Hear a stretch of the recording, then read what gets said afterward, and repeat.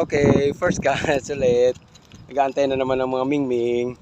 Oh, malaki-laki catch to. Oh, mingming, sa'yo na. Dali. Shake hands kayo, dali. Shake hands. Oh, kunin mo. Shake hands, dali. Dali. Kuha. Hala. Hala, pagkalasipit dyan. Alas kayo dyan. Ayaw nilang hawakan. Second catch, mga mingming. Uy, second catch tayo. Next catch. Pwede niya, no? Kasing haba na ng cellphone. Gusto mong pandesal? Hoy. Ikaw, ano gusto mo? Pandesal nga. Wala man tayo ibang pandesal lang, pandesal. Binigyan ka na ng isda, ayaw mo. Ay, choosy ka. Mahulog.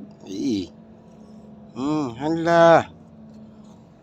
Hoy, tubig ko yan. Hala, ang kulit man itong isa. Mamaya. Bibigyan kita mamaya. Ay, sus. Hala, kagat dito, kagat doon. Close tayo. Meow. Mamaya, bibigyan kita. Mamaya. Alright, Mingming, oh. Mingming. Lapo, malaki pa sa'yo yan, Mingming.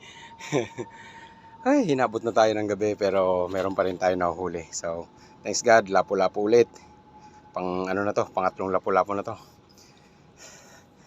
Mingming, for you. Ayaw ni Mingming. Thanks God sa ulam. Thanks God. Pang-apat na lapu-lapu. Woohoo! Dito pa rin yan sa ating favorite spot.